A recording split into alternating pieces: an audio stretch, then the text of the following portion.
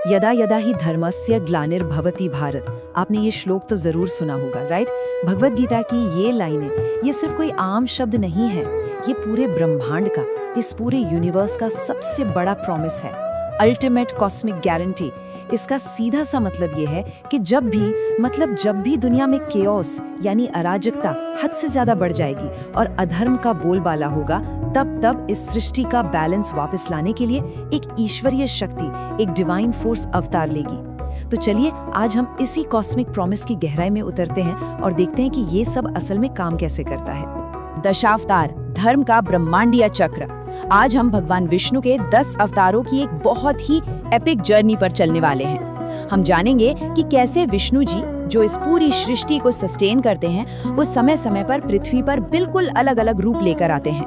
और पता है, ये कोई रैंडम कहानियां नहीं है, ये इस यूनिवर्स के बैलेंस को बनाए रखने का एक बेहद साइंटिफिक और स्ट्रेटेजिक तरीका है।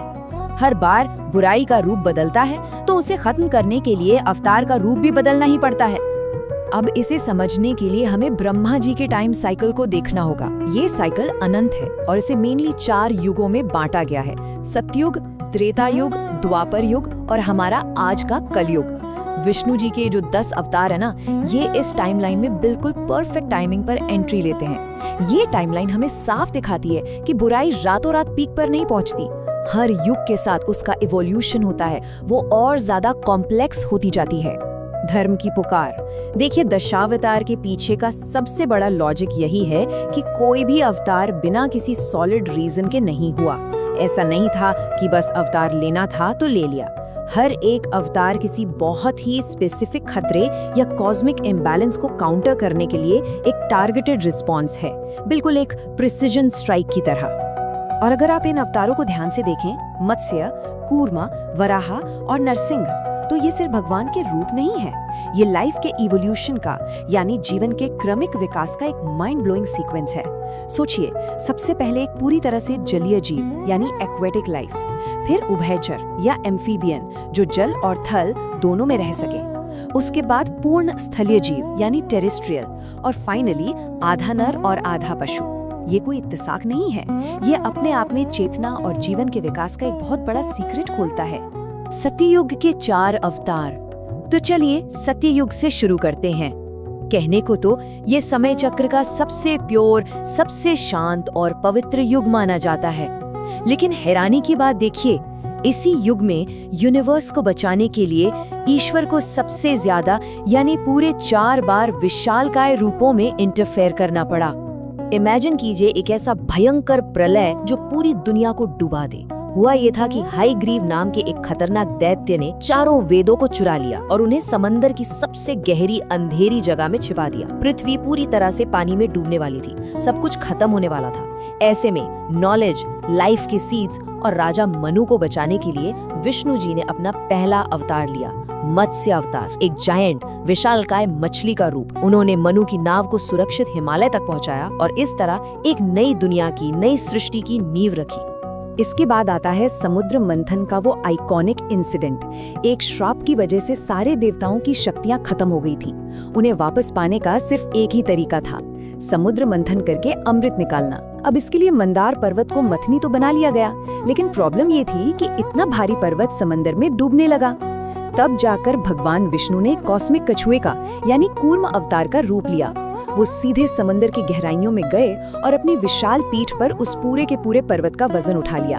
मतलब ऊपर देव और दानव मंथन कर रहे थे, लेकिन उस पूरे प्रोसेस का जो बेस था, जो आधार था, वो खुद ईश्वर थे। अब बात करते हैं वराह अवतार की। इस अवतार की जो प्रचंड एनर्जी और अग्रेशन था, उसका एक बहुत ही खास रीजन था। हिरण्याक्ष नाम का एक भयंकर और अहंकारी दैत्य था। उसने क्या किया, उसने सीधे सीधे हमारी पूरी पृथ्वी का ही किडनैप कर लिया। लिटरली पृथ्वी को ले जाकर कॉस्मिक ओशन के एकदम डार्क गहराइयों में छिपा दिया। तब विष्णु जी ने एक डिवाइन और बेहद विशालकाय जंगली सुअर यानी वराह का रूप लिया। वो उस गहरे पानी में उतरे, उस दैत्य के साथ एक बहुत ही ब्रूटल और भीषण युद्ध किया और फाइनली पृथ्वी को अपने दांतों पर उठाकर वापस सेफ जगह पर प्लेस कर दिया। हिरण्याक्ष तो मारा गया, लेकिन उसका भाई हिरण्यकशिपु गुस्से से पागल हो गया। उसने खुद को ही भगवान डिक्लेयर कर दिया। उसका ईगो इस लेवल पे चला गया कि उसने कह दिया इस दुनिया में ईश्वर जैसी कोई चीज है ही नहीं। लेकिन इसे डेस्टिनी कहिए या आयरनी, उसका अपना ही बेटा प्रहलाद भगवान नारायण का सबसे बड़ा भक्त निकला। बाप ने उसे मारने के लिए क्या कुछ नहीं किया, जहर दिया, आग में बिठाया, लेकिन प्रहलाद का विश्वास 1 इंच भी नहीं डगमगाया। अब यहाँ ब्रह्मा जी द्वारा हिरण्यकशिपु को दिए गए वरदान की शर्तों को ध्यान से सुनिए। उसे कोई नर नहीं मार सकता, कोई पशु नहीं मार सकता, न घर के अंदर मौत होगी न बाहर, न दिन में न रात में, न धरती पर न आकाश में, और न ही किसी अस्त्र या शस्त्र से। टेक्निकली देखा जाए तो वो एक तरह से अमर यानी इनविंसिबल हो चुका था, लेकिन यहीं पर डिवाइन इंटेलिजेंस, ईश्वरीय बुद्धिमत्ता अपना मास्टर स्ट्रोक खेलती है। गोधूली बेला यानी शाम का वक्त, जो न दिन है न रात, महल की चौखट जो न अंदर है न बाहर, नर और सिंह का मिला जुला रूप जो न इंसान है न जानवर, और अपनी जांघों पर लिटाकर सिर्फ अपने तीखे नाखूनों से भगवान ने वरदान की हर एक शर्त को बाईपास करते हुए उस दैत्य का अंत कर दिया। त्रेता युग के 3 अवतार। अब हम सत्य युग से आगे बढ़कर त्रेता युग में आते हैं। इस युग तक आते आते इंसानी समाज में बहुत सी कॉम्प्लेक्स पॉलिटिकल और सोशल प्रॉब्लम्स पैदा होने लगी थीं। इसीलिए इन दमनकारी और करप्ट सिस्टम्स को तोड़ने के लिए भगवान ने अब पशुओं या हाइब्रिड रूपों के बजाय पूरी तरह से मानव रूप धारण किए। प्रहलाद का ही एक वंशज था, राजा बलि।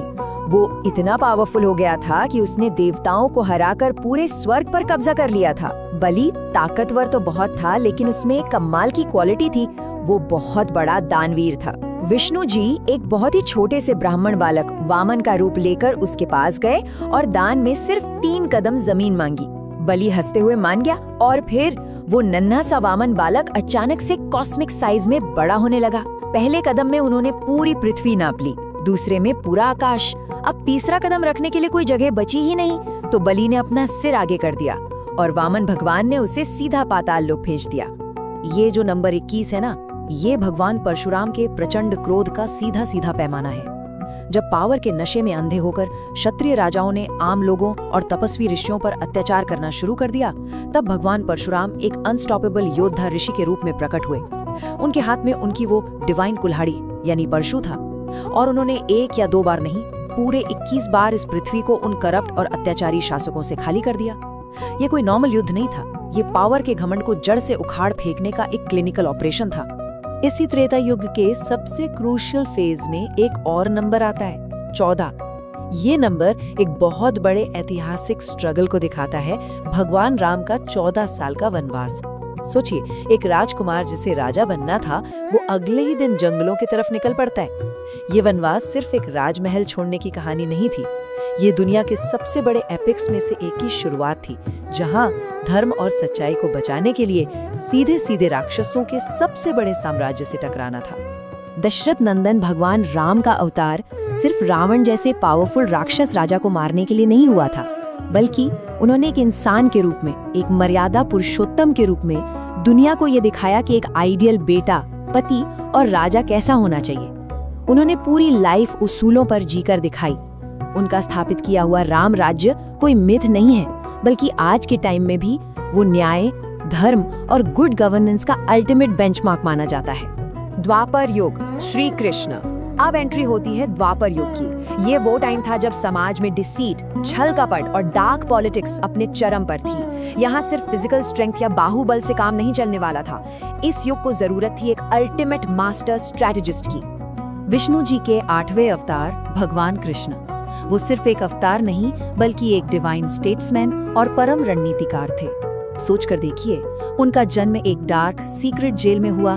पैदा होते ही उन पर मौत का खतरा मंडरा रहा था, लेकिन अपने मामा कंस के भेजे हुए अनगिनत असैसिन्स और राक्षसों को मात देते हुए कृष्ण ने गोकुल से लेकर द्वारका तक जो मास्टरमाइंड लीलाएं रची, उन्होंने ये प्रूव कर दिया कि पूरे ब्रह्मांड के बैलेंस को कंट्रोल करने वाले असली सूत्रधार वही हैं। द्वापर युग का सबसे बड़ा और सबसे डिफाइनिंग मोमेंट कुरुक्षेत्र के मैदान में आया, महाभारत का युद्ध। जब दुनिया का सबसे महान योद्धा अर्जुन अपने ही गुरुओं और भाइयों को सामने देखकर इमोशनली टूट चुका था और उसने अपने हथियार डाल दिए थे, तब एक सारथी के रूप में भगवान कृष्ण ने उसे वो अल्टीमेट विजडम दिया जिसे हम भगवद गीता कहते हैं। गीता सिर्फ एक किताब नहीं है, ये कर्म, ड्यूटी और सही रास्ते पर चलने का एक ऐसा स्पिरिचुअल गाइड है जो आज हजारों साल बाद भी हम सब के लिए उतना ही रेलेवेंट है। कलयुग, बुद्ध और कल्कि। फाइनली हम पहुंचते हैं हमारे आज के समय में, यानी कलयुग में। इसे स्पिरिचुअल डिक्लाइन और इग्नोरेंस का युग कहा जाता है, और यहाँ धर्म को बचाने के लिए जो रिस्पॉन्स है वो दो बिल्कुल ऑपोजिट एक्सट्रीम्स में बटा हुआ है। कलयुग के पहले अवतार के रूप में हम भगवान बुद्ध को देखते हैं। इंटरेस्टिंग बात यह है कि उन्होंने अज्ञानता और डार्कनेस को किसी हथियार से नहीं काटा।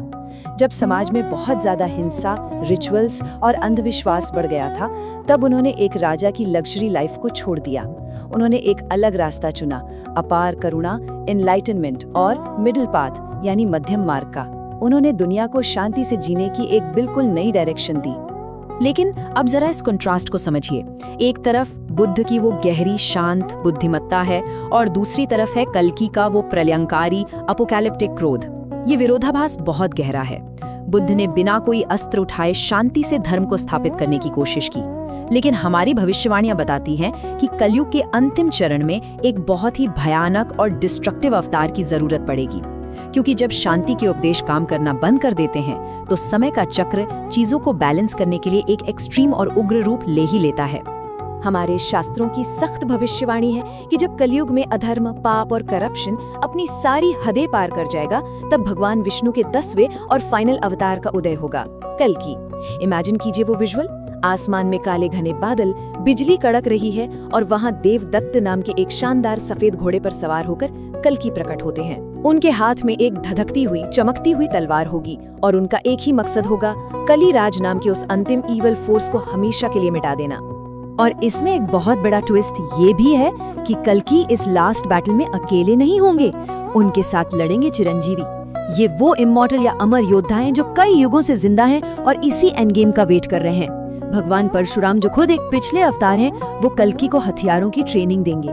उनके साथ महाबली हनुमान और अश्वत्थामा जैसी अनस्टॉपेबल फोर्सेस भी इस महासंग्राम में शामिल होंगी। सोचिए ये बैटल कितना एपिक होने वाला है। और अब ये सब जानने के बाद एक बहुत बड़ा सवाल हमारे सामने आकर खड़ा हो जाता है। जब कलिराज का आतंक अपने पीक पर होगा, तो क्या ये इंसानियत समय के इस अल्टीमेट धर्म युद्ध के लिए तैयार है? दशावतार की ये पूरी टाइमलाइन सिर्फ पास्ट की माइथोलॉजी नहीं है, ये एक वार्निंग है, एक रिमाइंडर है कि समय का चक्र कैसे काम करता है। महाविनाश के बाद ही एक नए सत्ययुग की शुरुआत होती है। आज के इस एक्सप्लेनर में ब्रह्मांडीय बैलेंस के इस कमाल के साइंस को यहीं रोकते हैं, लेकिन हमेशा याद रखिएगा, धर्म और समय का ये चक्र ये कभी नहीं रुकता। Don't forget to like and subscribe.